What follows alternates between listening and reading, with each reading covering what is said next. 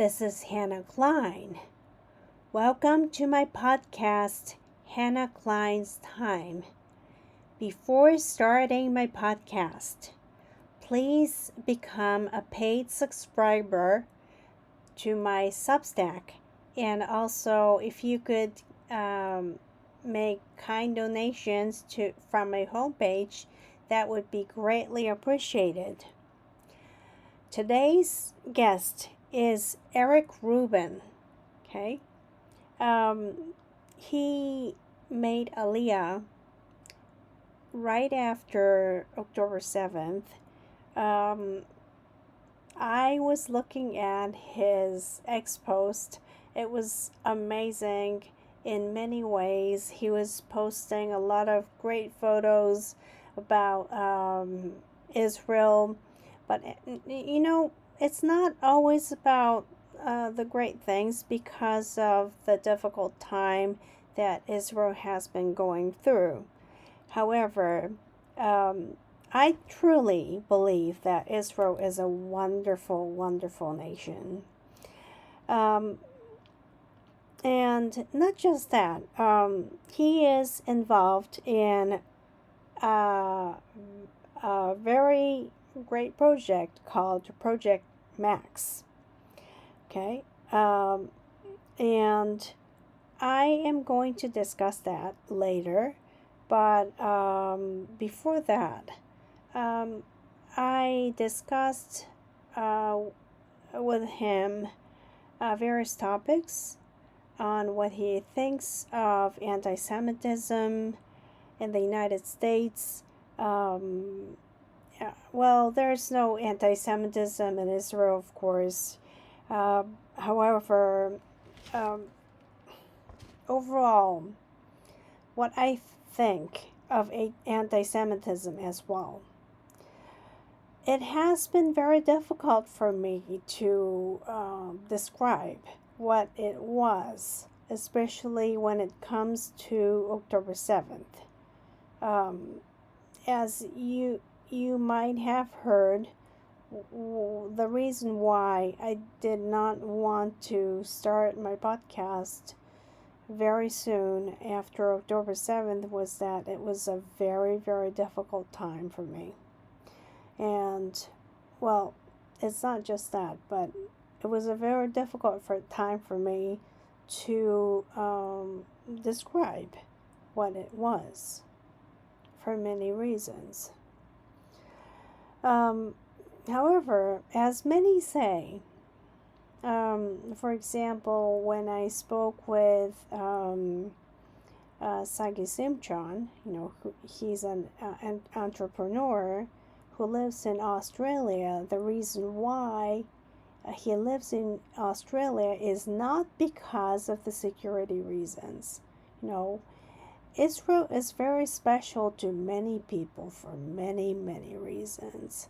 And for Eric, it's a very, very special place.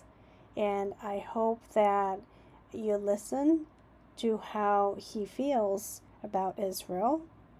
And also, after retirement, he has made a lot of dedication to Israel. And not just that.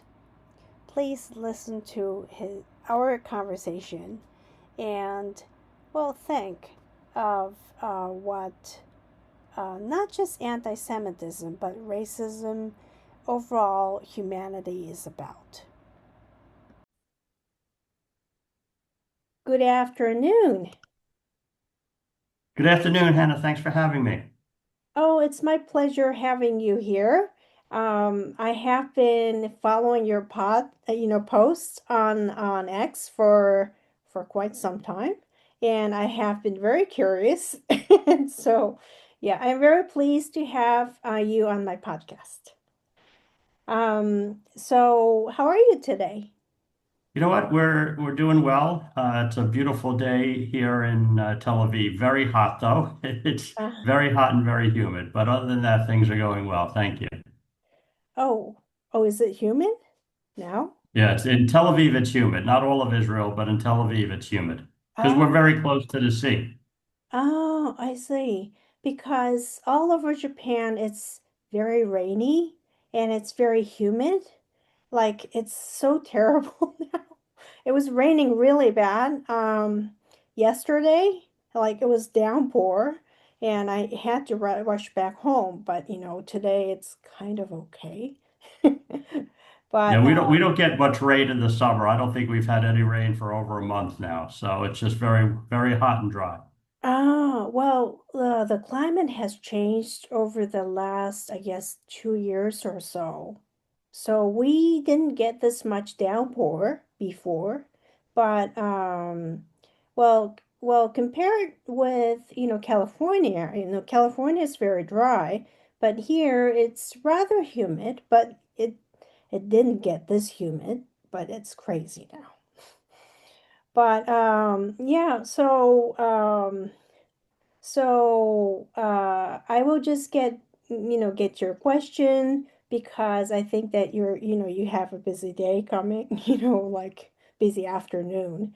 So, do you mind asking your background?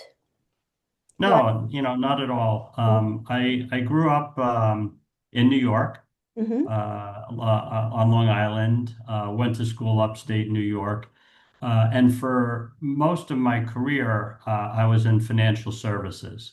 Oh. So investments, mutual funds, ETFs, retirement plans.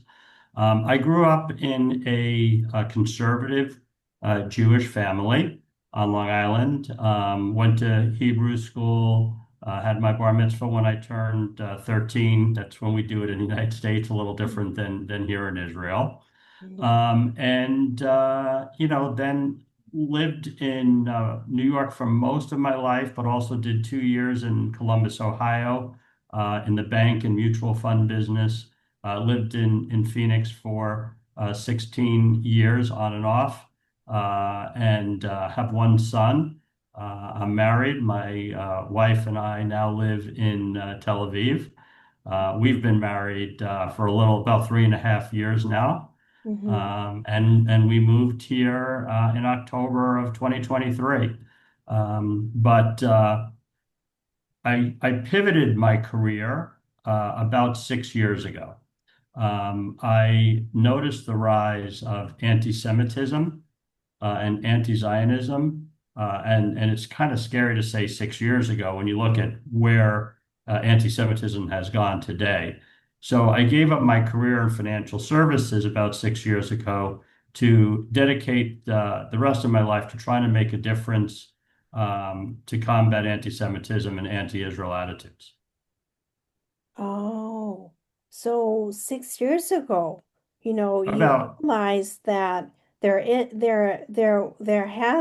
had been anti-Semitism at that time already. Yeah, which is, and like I said, it's kind of scary if you think about it because you see what's happened since October 7th of Yes. 2023, and that's less than 2 years ago. Mm. And so the rise was a lot more gradual, going back 6 years ago. And then, after October 7th, it kind of shot up, we say, like a hockey stick. The arc was just very, very It's dramatic. scary. Yes. It was very scary to witness. Even, I'm not Jewish, but I have had Jewish friends throughout my life. And then, online, for example, I had so many strange comments out of nowhere. If you support Israel, you are supporting all these, and then I first thought that these people are just being noisy. But because I was an outsider. But and then October 7th, I realized I was wrong because these people who wrote to me without names, they were attacking Israel intentionally. I just felt that way. I mean, that anger just, it did not end, it did not end with anger.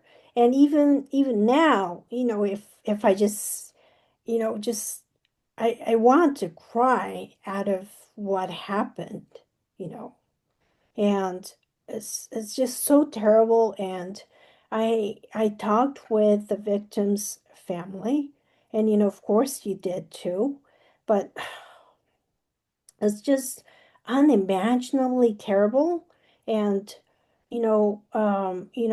6 years ago you already felt that there were some kind of anti-Semitism that was rising already in the United States. That is very alarming to me.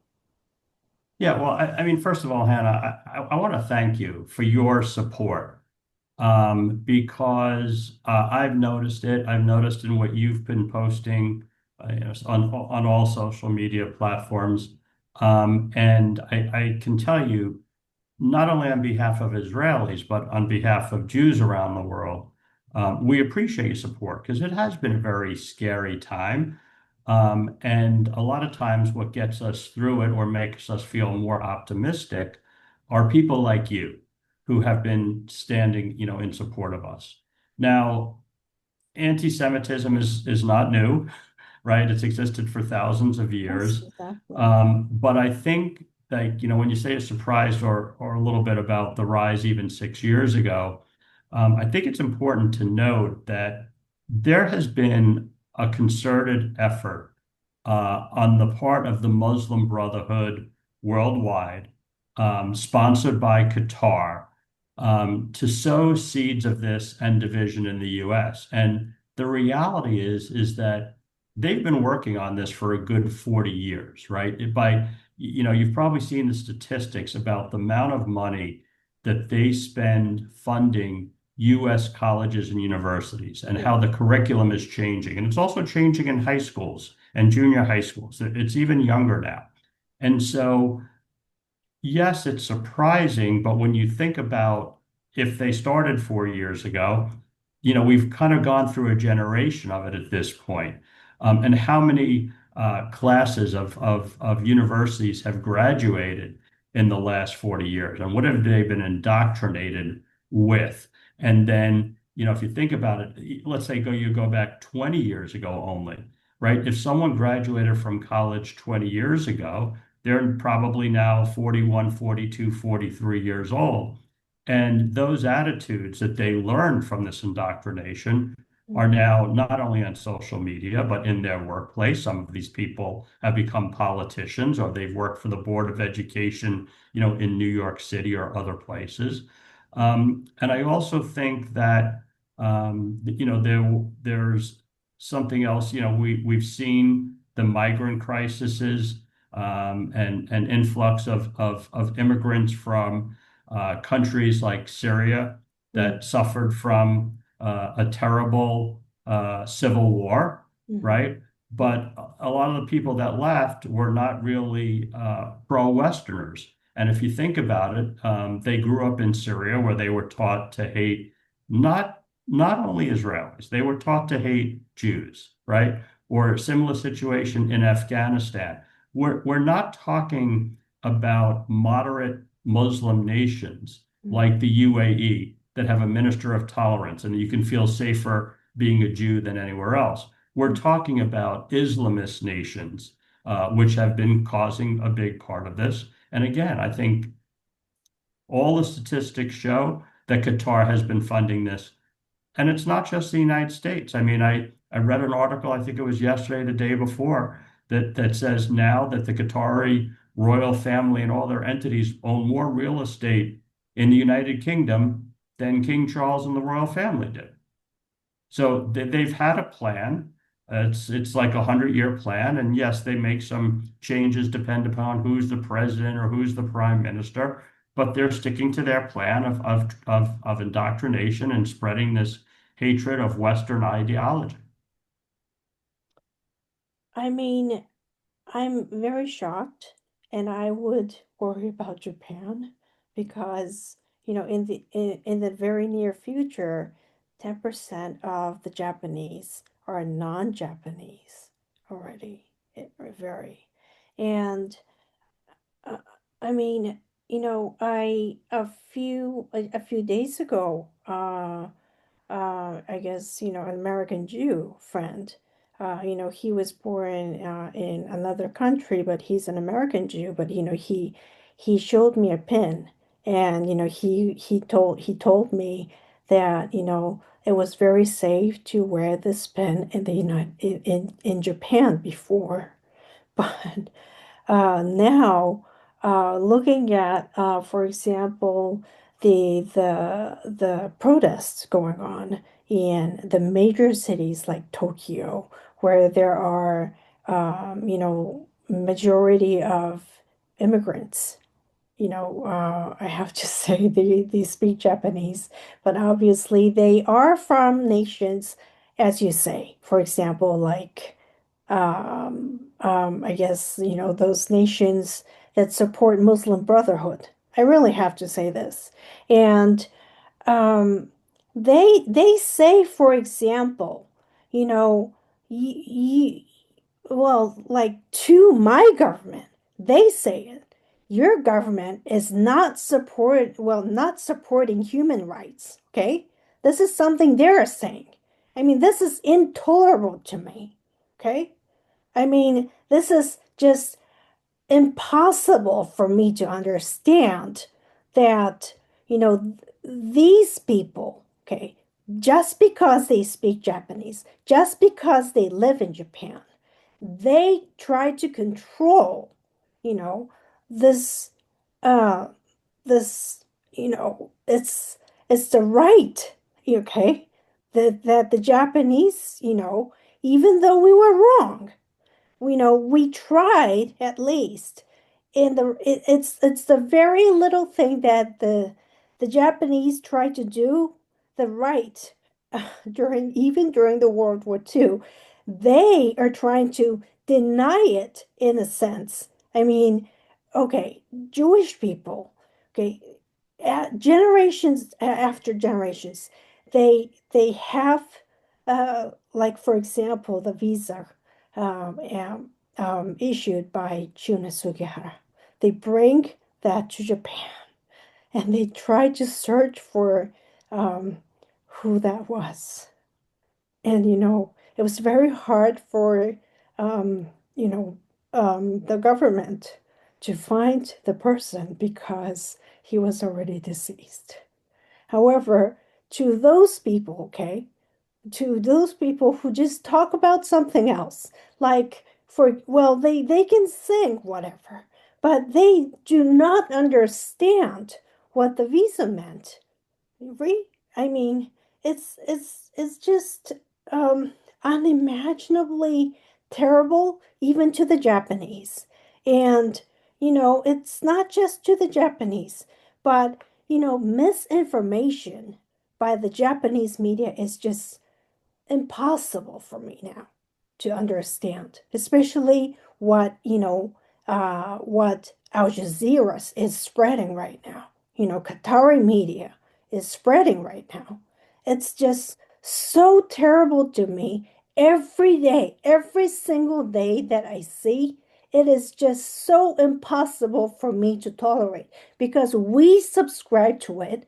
We subscribe to the state-sponsored media like every month, and we have to listen to this propaganda every day. Like, this is impossible, and Well, people look, are misinformed, hold on. right? I mean, Yeah, misinformation is the biggest problem. We have an uneducated society who yes, think that they can get their information from TikTok. yes, And it's mind-boggling to me that any Western government allows Al Jazeera to operate. Because I can tell you something, I don't think that the White House would allow Russian state television to come to the White House briefing room to talk to, President Trump. I don't believe that you have Chinese state media operating there. But yet we have Al Jazeera, which is the state media of Qatar, the Muslim Brotherhood, spreading lies, and we're allowing them to do it. And I think it's because we have decided, and when I say we, as the Western world, to sell out to Qatar. It's about money. And the money rules, and the royal family of Qatar will say, "Oh well, they're not really state media. We just happen to own almost all of them, and they're independent." And for some reason, people believe it. It's absolute nonsense. It's scary. I don't even know if how much credibility any media has anymore because it's either balanced to the left, sorry, it's either biased to the left or it's biased to the right. Who really reports facts anymore? It's difficult. And then you even have, organizations like Wikipedia, which are very, very biased organizations that are run by editors, that are sponsored by, far left organizations. And you can't even get a lot of times factual information from a page like Wikipedia. It is just yeah, I looked through many pages of Wikipedia and they are full of disinformation. That page Right. has I a mean, lot. and look, nowadays, and it's not, a lot of times I'll say it's kids or students, but you now have adults that like to pick up their phone and say, "Hey Siri, how about this?" Or "What's the answer to this?" Or ChatGPT or Grok, "What's the answer to this?" Mm. And they accept it as fact. It's it is just I don't know what to say because I, because AI is not trustable either. In many ways, it's convenient, but it has a lot of false information based on Look, some. there's good and it's bad. I mean, if you look at Grok, right? I mean, one of the main issues I think is people forget it's machine learning. Okay, it's going to learn from the inputs. So if it's looking at posts on X, where Mm, you have a lot of bots, where you have Ayatollah Khomeini, where you mm, have Al Jazeera, where you have out and out lies yeah.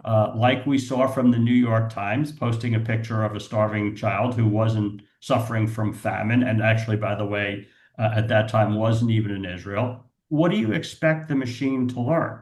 It's garbage in, garbage out, right? So they're taking in a lot of misinformation, they're spitting it out, and people are accepting it as a fact. People don't do research anymore. Yeah, it's very, very strange to me. But you know, well, actually, I'm very sorry for being a little emotional. Like, I'm sorry. I don't actually get emotional this much, but when I speak of Qatari media, I invited a Kurdish journalist called Suzanne Kitef. She told me a very interesting story about being an ethnic minority. Okay, not just Jews, but she's Kurdish. She was born in Iraq, and all of a sudden, she was not considered human, and she lost everything and she fled to Iran. And then she ended up fleeing. Well, she fled. She also fled to Soviet Union because at the time her father was communist. She's not communist, but she moved to Sweden, and then now she's in UK. And then she told me about being minority, and at the same time she told me her experience being in Israel for the first time, you know, and for the first time in her life, you know, she arrived at Ben Gurion Airport. You know, she told her ethnicity and she's Kurdish. And for the first time in her life, the airport officer said, what her identity is, and the person explained to her, and that was the first time she felt that there was a place in the Middle East. That was what she told me. Yeah, no, look, she's an amazing woman. I didn't have a chance to meet her when she was here, but we're in some groups together, and I follow her work closely. Yes. Um, and I want to tie this back to something, that you were saying earlier, about how people are coming into Japan and complaining about human rights and all of this. Um, where is the conversation about how Turkey has been murdering Kurds in Syria? Okay. Nobody's talking about, you want to Yes, talk about a we have. genocide? Let's talk about a genocide about what Yeah. Turkey is Yeah. doing to the Kurdish people. Let's talk about what the Syrians are doing to our Druze cousins, right? Do you see on social media anyone screaming about Turkey slaughtering Kurds? Of No. course not. And there's very little about the slaughtering of Druze. And so when they talk about human rights, um, how hypocritical. Turkey complaining about a Gaza blockade while they're taking over large swaths of Syrian territory and committing genocide against people. Nobody's talking about that. And then you have countries like, Iran, where they get a seat on the UN Human Rights Council, and they don't even allow women to walk around without wearing a hijab. And if you're wearing it the wrong way, you can be arrested or beaten or killed or tortured. It's not even a joke because it's not funny. I mean, it's disgusting how they've been able to change the narrative as to who's suffering. And like, Turkey is all of a sudden some like, defender of human rights when they're one of the biggest transgressors of this, or Iran. So it's hypocrisy at a scale that we've never seen, and just total BS. I mean, there's no other word for that because, like you're talking, people like her who deserve to have a homeland. I would love to see, a Kurdish country that comes out of the territories. Let them have a place to go home to feel safe, like the Jews did after we, were left without a state. And the Druze have a very different set about their nationality, but the slaughter that's going on in southern Syria of the Druze population is disgusting. And very few people are talking about it. Nowhere near enough people are talking about it. Actually, just a few days ago, I happened to invite a person who was actually in Sweden. It was horrible, horrible. I just, I hope that, okay, the journalists are not discussing. They always discuss this Gaza.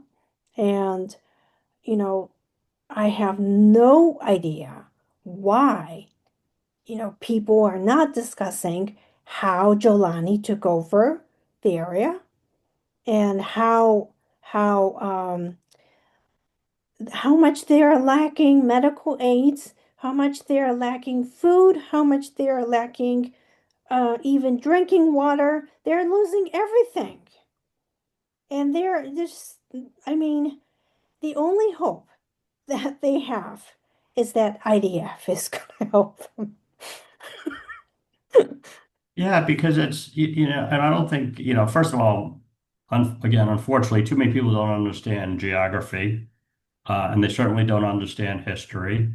But many of the Druze people who are living in Israel in the Golan Heights area and other places throughout the country, they were only kilometers away from their relatives Yeah. in that part of Syria, right? And now they're separated and they feel helpless because they do have family just on the other side of the border or not too far in from the border.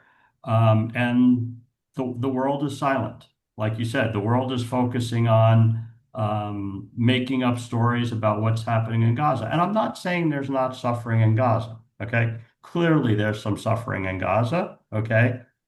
But let's remember how the suffering started. It started by invading Israel on October 7th, by murdering 1,200 people, by taking 250 plus hostages, for continuing with rockets, for refusing to surrender, for building terror tunnels, for hiding in hospitals. The suffering is because of Hamas. I mean, Hamas has been stealing AIDS. This is something I understand as well. Like they do steal AIDS in the name of UNRWA, really, to me. Well, look, you could even go to the UN website now, and they will. The recent article showing the UN-owned website is saying 87 to 80% of their aid is being stolen and taken by Hamas and sold at exorbitant prices.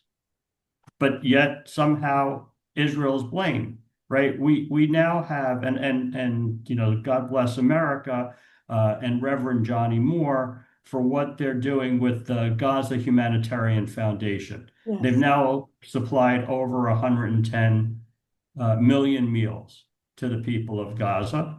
But why are people not standing in front of the United Nations complaining because they refuse to pick up aid that is sitting on the other side of the Kerem Shalom crossing and distribute it? They would rather complain about America and the US as opposed to do their job, but yet they're going to complain about human rights? Or how about the International Red Cross? You saw some of the very, very disturbing, disgusting images of hostages who you could count their ribs. And yet the Red Cross has never visited them. Yes, They've they never do delivered that. medicine. They've never made sure there's aid. You know what they do? They're an Uber to pick up hostages and deliver them to the IDF. They've done nothing else, and they've become an international joke as they let Hamas parade, their soldiers and take advantage of them and really perform psychological warfare to the final seconds with these hostages, waving guns and men and surrounding the women and taking abuse and again and they're the ones speaking out for human rights abuses. Shame. I really do not have words. Um, See, going back to October 7th, see, that was the time, really. I really felt, I mean, it was not just sadness. I felt so angry, just so I just felt something unimaginable. I talked to the hostages families. They are not speaking to me in public, of course, but I heard what they said to me, and also the victims' families of Music Festival. I mean, these people, okay, the journalists, the Japanese journalists, do they ever understand the victims really? I really just feel that way. I mean, okay, some people may understand.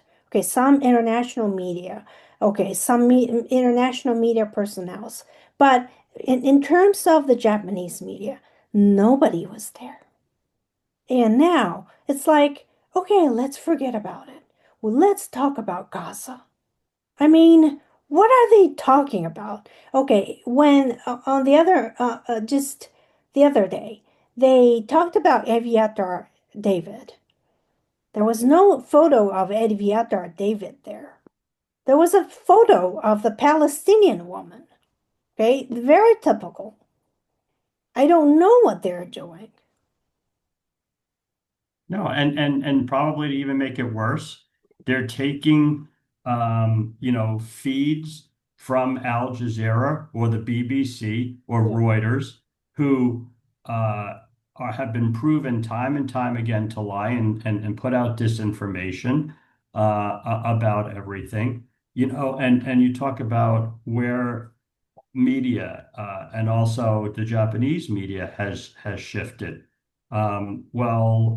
Today's Monday, the 11th here, still at least. It might be already to the 12th where you are. But this past Tuesday, August 5th, would have been Ariel Bibas's sixth birthday. Yes. Why is the international media not talking about a 4-year-old and a 9-month-old and their mother who were taken and brutally murdered with bare hands. He should have been home celebrating his 6th birthday with his friends in Ghan, and now it's about Gaza? I'm sorry, but I don't understand that. There really can be no excuse um, other than anti-Semitism, stupidity, um, uh, and support for the wrong side, standing on the wrong side of history.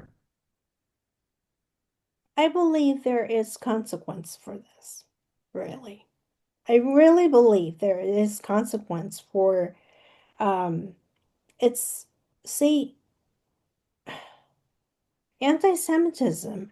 I mean, okay, when I heard, for example, this people right after October 7th, the first thing, the just first moment I just thought that they were wrong was that they started to say the Holocaust is over. Okay, this is a typical discussion of anti-Semites discussing denying Holocaust to me. And I mean, it's not about Holocaust, having been the history. However, the next intention, I felt that they were going to deny it. And then look at Mohammed Abbas, PhD thesis from Moscow State University. He's denying Holocaust. Yeah, And and people are now denying the atrocities of October 7th. They're denying that, women have been raped. What about the Me Too movement? How many of them have stood up to speak for Israeli women that were sexually assaulted and mutilated? Um, so yeah, it's like I said earlier, it's provided a hockey stick, for anti-Semitism to just grow wildly. And if you look at the crime statistics, I mostly follow the United States and what the FBI puts, it's you know, Jews are about 2%, 2.2% of the American population, and they have experienced the most hate crimes, not the most hate crimes per capita, the most hate crimes, period. Um, and it's only getting worse, and it's coming from the far left and it's coming from the far right. And as we discussed, it's the indoctrination by the Muslim Brotherhood. Um, and I will give the Trump administration credit for pushing back and fighting some of it and trying to hold college campuses accountable for that. God bless Leo Terrell and what he's been doing at the Justice Department to try to hold people accountable. Um, but the reality is, it's nowhere near enough because I think there are two really big things that the President of the United States could do to help combat anti-Semitism in the United States. Number one is the U.S. needs to ban all foreign funding of the educational system in the United States. The four leading international funders are Qatar, Russia, China, and Saudi Arabia. Okay. Qatar is the number one funder by a long. So that has to stop. Until that stops, because you got to remember, it took them 40 years to get here. It's not going to turn overnight, right? We have to change curriculums in all these universities, and we have to have maybe perhaps another 40 years before we could break the cycle. That's number one. Number two, it's well past the time that the United States designates the Muslim Brotherhood a foreign terrorist organization. And for those that may take what I say and say that I'm Islamophobic, I have two things to say to them about that. Number one, Islamophobia is a made-up term, a term that was made up by Qatar and the Muslim Brotherhood. Because what is a phobia? A phobia is an irrational fear. There's nothing irrational about being afraid of radical Islam.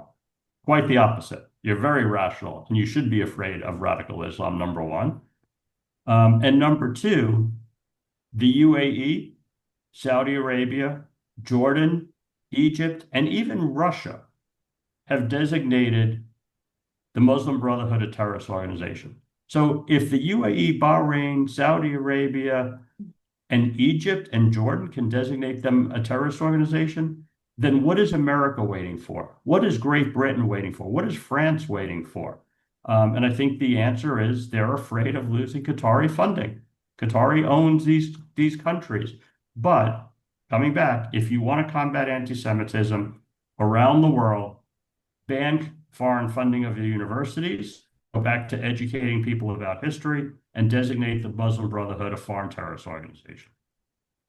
Well, that's probably very important for Japan too, to to ban funding from, well, like funding, I have to say China.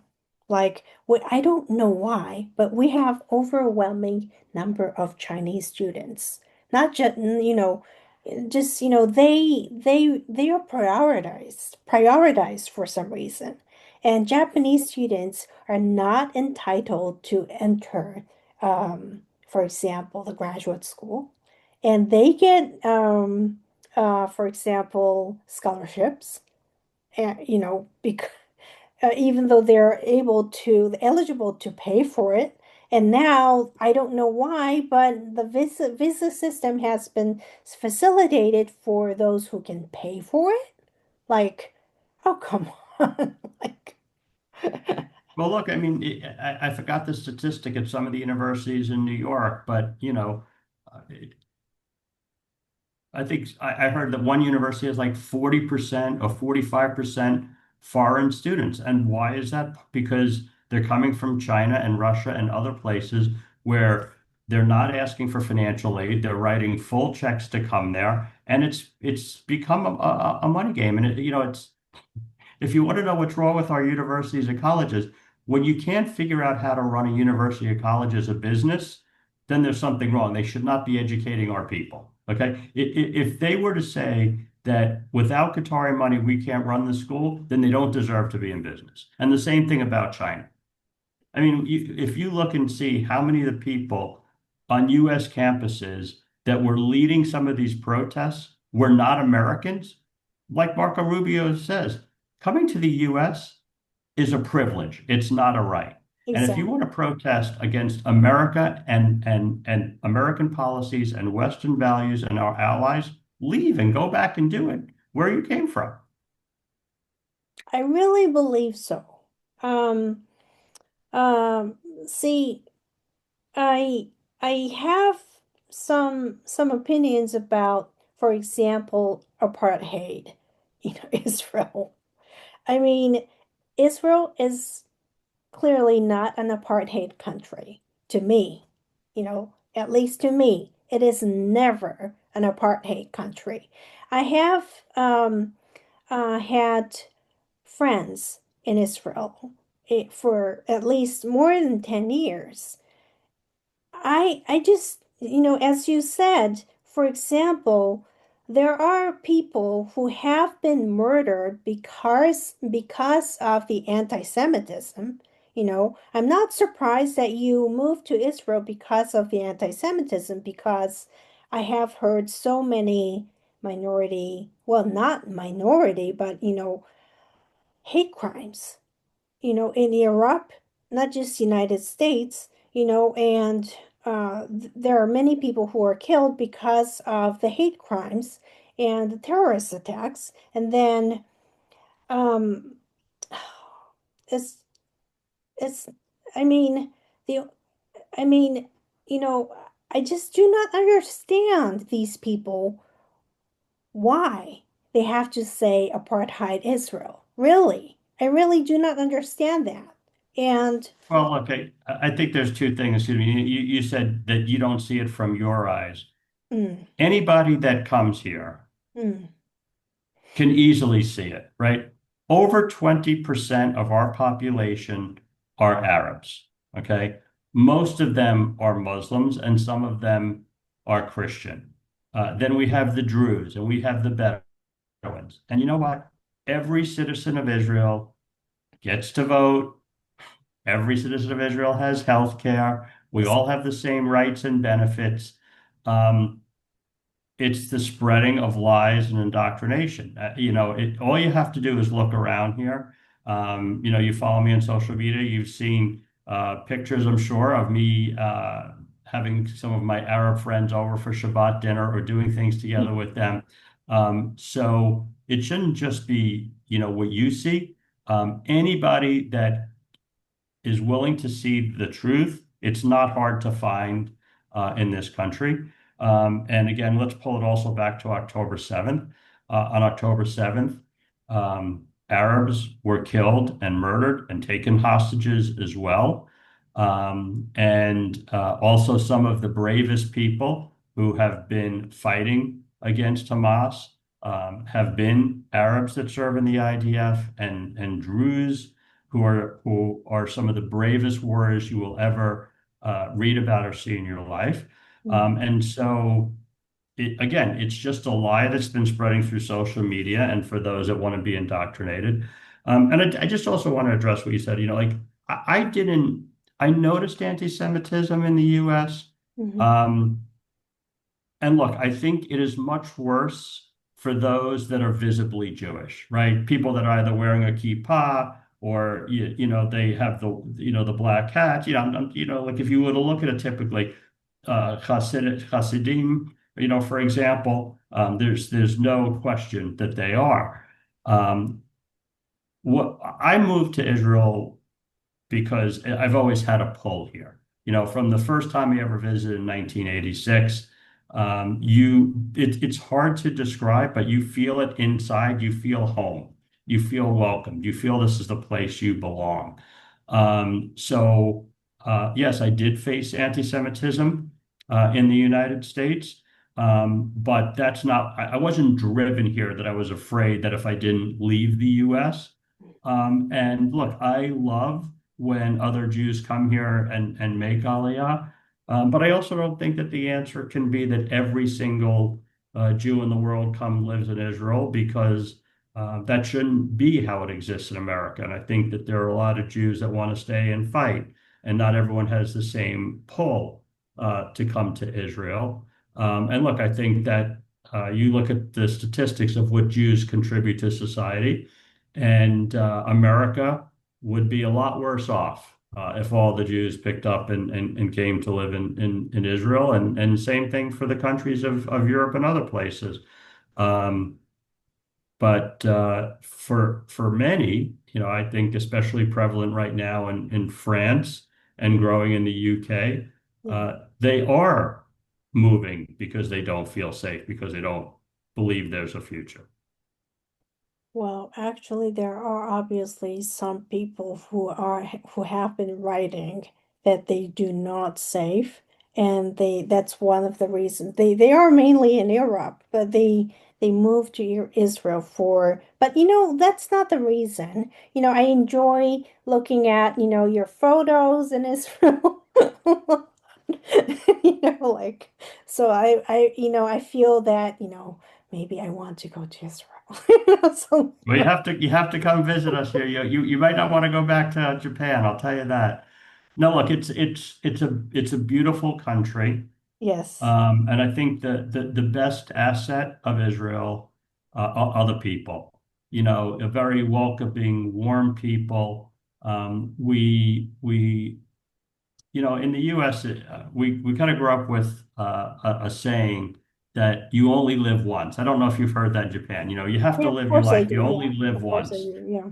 Well, I think in Israel, the saying is a little different. Mm. You only die once. You live every day, right? You live every day. So every day we wake up determined to live the best possible day we can, despite the fact we're fighting in a war, despite the fact we still have 50 hostages being held in Gaza, despite the fact that Yemen continues to shoot missiles at us. But our strength is living. That's our superpower. Is our determination to live our life, to make a contribution, to make every day the best. And yeah, you probably see I post a lot of pictures of the sunset because we go and we look and we watch the sunset over the Mediterranean with lots of people who are doing the same thing of us, and we feel very blessed to be here.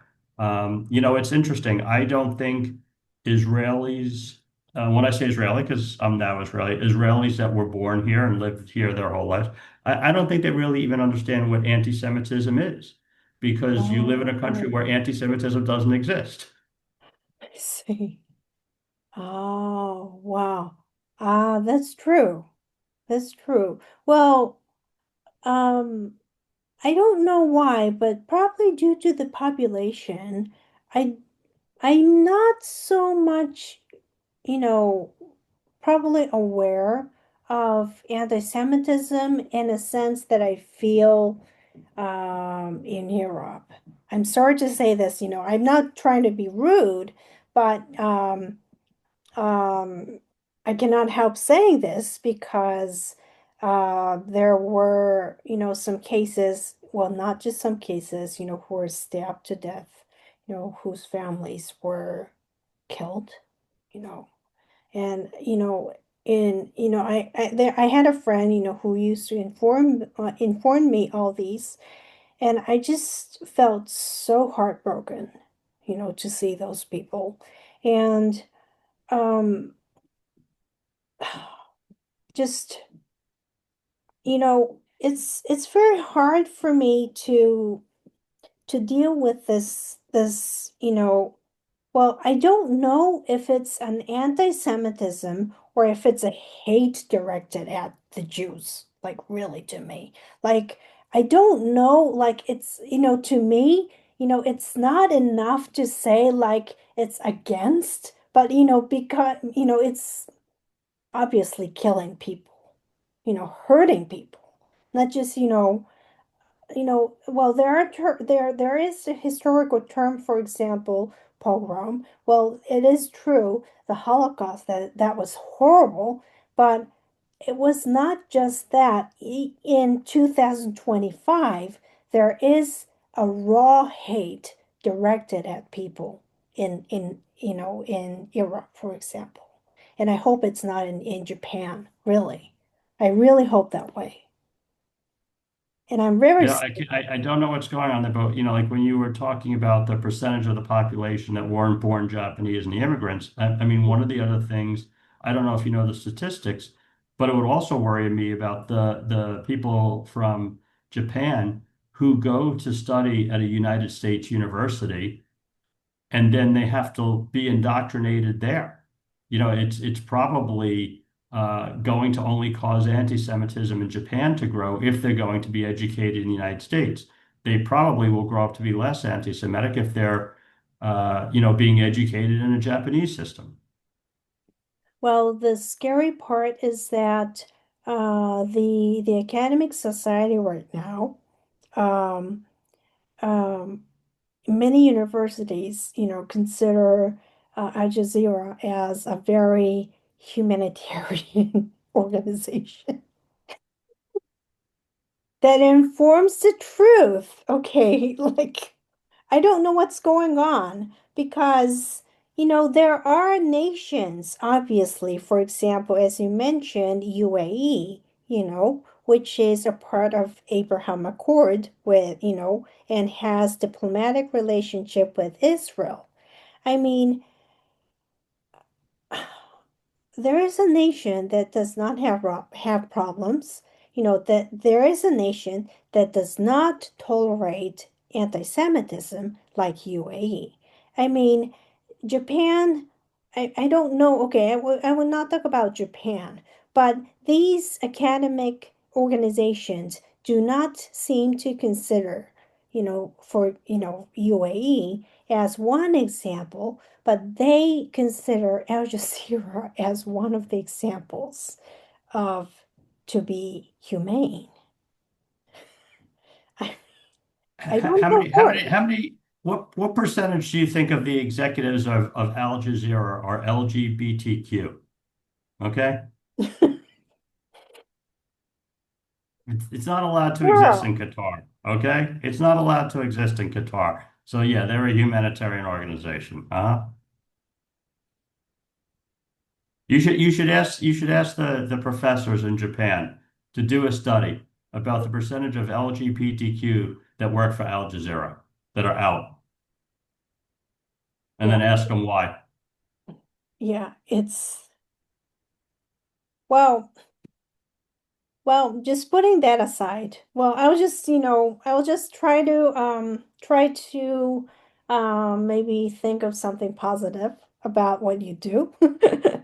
And I know that you are involved in a lot of activities, for example, Project X. Project Max. Oh, Project Max, I'm sorry. I'm sorry. I'm sorry. So I saw, yes, I saw your homepage. I'm very interested, what is your initiative and, what is your cause for it? On, Yeah, so Project Max was co-founded by the Maccabi World Union. The Maccabi World Union is probably the largest Jewish organization in the world, and it's a organization that's about sports. Okay, oh, and every 4 years we have the Maccabi Games where we come together to play, sports against different countries. Um, and it is the second largest sporting event behind the Olympics. So the Maccabi Games are huge. Unfortunately, we had to postpone this year's because of the situation with Iran, and they'll be held in 2026. oh, So the Maccabi World Union believes that sports is a place where people could come together, enjoy sports, make friends, be healthy, fit, share experiences with each other. So they co-founded this organization called Project Max, and our mission is to combat racism, anti-Semitism, and intolerance through sports and in sports. And part of it is that, as I said, if you are a basketball player, right? You just want to play, have fun, win the game, dribble, score, have a slam dunk. If you're a football/soccer player, you want to go out on the pitch and have a great time. And especially when you're a child, okay, you don't care if the person that passes you the ball is white or black or Hispanic or Japanese or any other race. You don't care if they're Muslim or Christian or Jewish or atheist or Druze or you name it.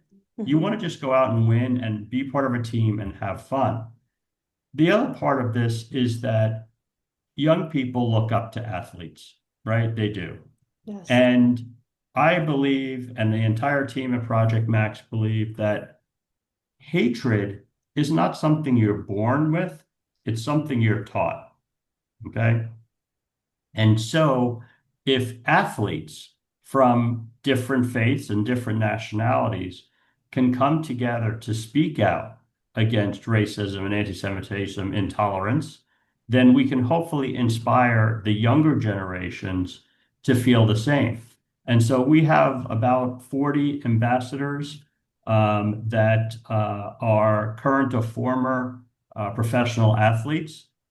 Most Wow. of them, yeah, most of them are American. We have people that have, played American football and are in the Hall of Fame That's for cool. their teams. We have players that have won NBA championships. We have some Israeli athletes that have won gold medals. We have two football/soccer players from the United Kingdom. And basically, what we do is we are there to speak out for each other and educate kids about hate. And unfortunately, as anti-Semitism and racism have exploded, it has happened not only outside of sports but inside of sports as well, where people are saying anti-Semitic things and doing anti-Semitic things, Oh, or they're being racist. The men's French national soccer team experienced a lot of racism after they lost in the World Cup mm, to Argentina.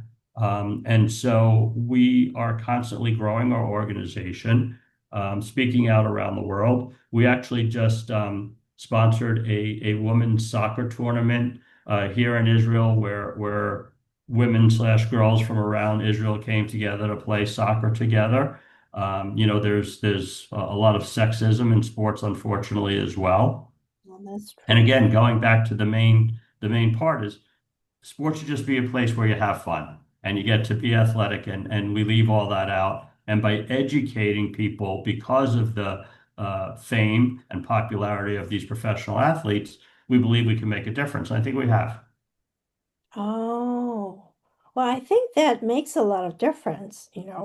People, people love, soccer player, well, basketball players, all these athletes, and I think that, people get inspiration from these athletes, and, younger children will learn to respect each other, not hating each other, you know, and, respect each other really. So, Well, if you know any Japanese athletes, we want them a part of, Japan has a lot of really great baseball players in particular.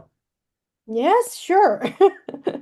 I think that they'd be happy to join, of course. Yeah, yeah, of course. Well, look, there's a lot of hate that I think goes on against the Japanese players and other Asian, populations that come play in the United States. I mean, Asian hate was also on the rise, in the United States. So that's another area that we should be coming together to combat that. Yes, I think that, yeah, yes, I really like the idea of inclusiveness, you know, and also racism is not just about a certain group of people, but, we have to talk about everyone really, who are minorities, um, you know, not just, black people or, Jewish people, but Japanese people are also considered at some point, other, minorities and, sometimes targeted. So I believe that it is a very, very great opportunity for the Japanese players to participate in games like that. And, We would love it. Like, some golfers, you got some good golfers too. yes, sure. Yeah, I think that the Japanese players has improved in skills and for the last, I guess, like 10 years, like very, very, I guess, very much really in qualities, abilities in at many levels, in mentality as well. So that, I hope that, these people participate in such, activities like you do. And of course that, they, it's a part of being a part of, some kind of like major event. So, it's very Yeah, I important. mean, look, sports have become global games. And again, I'm very American centric when it comes to sports. Mhm. But if you look at the popularity of the National Football League in Europe, and now that they're playing games not only in Mexico anymore or in South America, but also, in Europe, including Germany, and the United Kingdom. Or if you look at basketball and how the population of the NBA is exploding around the world. And when you look at how many different countries citizens are now playing in the NBA, it's phenomenal. You have all-stars that are from all around the world, and these games are global. And so, again, coming back to Project Max, what better way to combat hate than through global athletes who are looked up at all around the world? Yeah, And many times, the same positive. way that Mhm. foreign-born players are coming to play in the United States, Mhm. American players are now playing overseas, whether it's in Israel or China or Japan or Yes. Russia or throughout Europe, Yes. Greece and other countries in basketball, or now the NBA in Africa. And I also think, bringing it back to regionally, I think there's a tremendous opportunity for sports to play a role in enhancing the Abraham Accords, right? Because again, we're talking about people that really come from, the Abrahamic faith and the role that sports can play in bringing people together. Yeah. Yes, I really believe so. And that I believe that there is a future for this, sporting, not just, event, but, this, I have to say that, this organization that, is intended to include people. And I'm really, really interested in it. So, Well, no, great. I appreciate you giving me an opportunity to speak about it. Your listeners can follow us. Check out our website, projectmax.club. We're on X, we're on LinkedIn, Facebook, sure. Instagram, and follow our work at Project Max. Yeah, of course, I will put the URL on my Substack for sure so that they can follow. Yes. Great, thank you.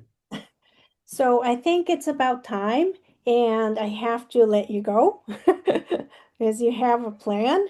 So, but it was great that I had you. It's like, I was always enjoying your photo, and I was like, I need to invite this person. You see that sunsets appeal to everybody, right?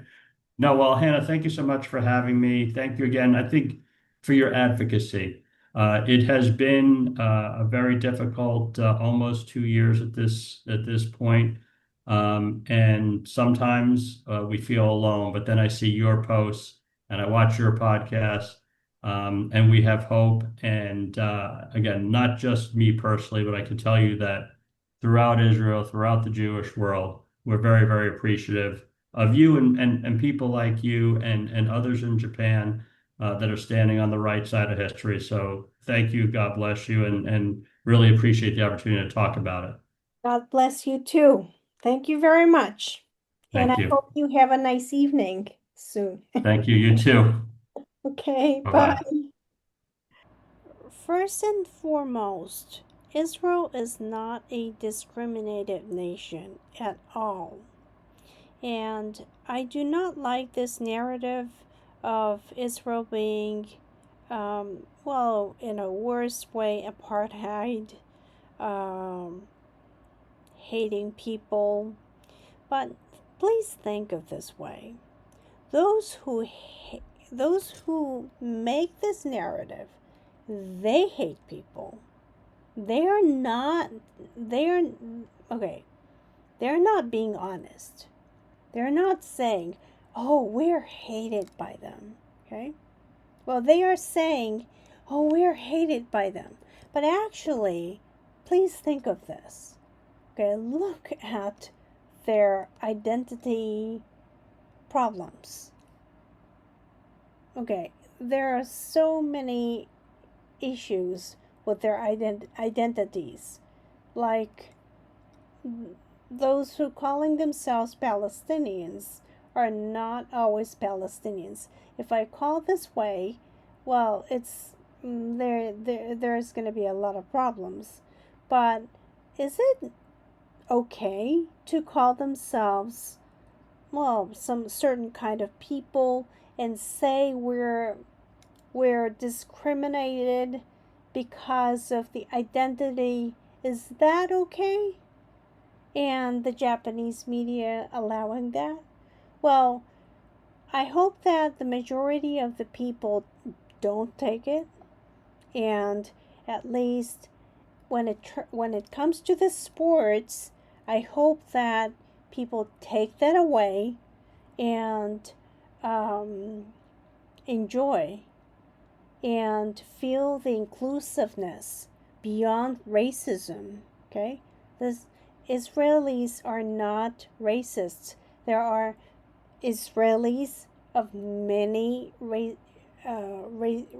racist backgrounds, and I will never say that Israelis are racist in the first place. There are Israelis of various colors, and they love each other. So if you think certain type of people belong to Israeli identity, then I will have to say that's wrong. And if you would like to, if you are interested in Eric Rubin's Project Max, I hope that you are interested in what he is involved in. Get involved in what he does, what other people who are participating him are doing, so that people feel included and play sports. Okay? Playing sports doesn't have color. It includes Japanese Americans, many people. We don't have to talk about politics, but we can enjoy sports and we can compete. Okay? We don't have to talk about politics, and I think it's important. So it was very important for me to invite Eric Rubin, but beyond that, I thought that his photos were very nice on X, and that was one of the reasons why I really wanted him to come to my podcast and talk about how much he's enjoying Israel, so forth. But I really feel that get involved. He's getting involved in Project Max, and he's enjoying more about Israel and well, being involved in people. So I hope that you get involved. Anyway, I hope you, in Israel, it's in the evening. I have to say good evening because today's guest is in Israel. And I hope that, those who are in the East Coast, they are towards the lunchtime, and in Japan it's kind of like very late at night. But I hope that people are getting involved, and just please, okay, forget about racism, forget about all these hatred, okay? Please get involved in Project Max, and please, okay, be positive. Good night.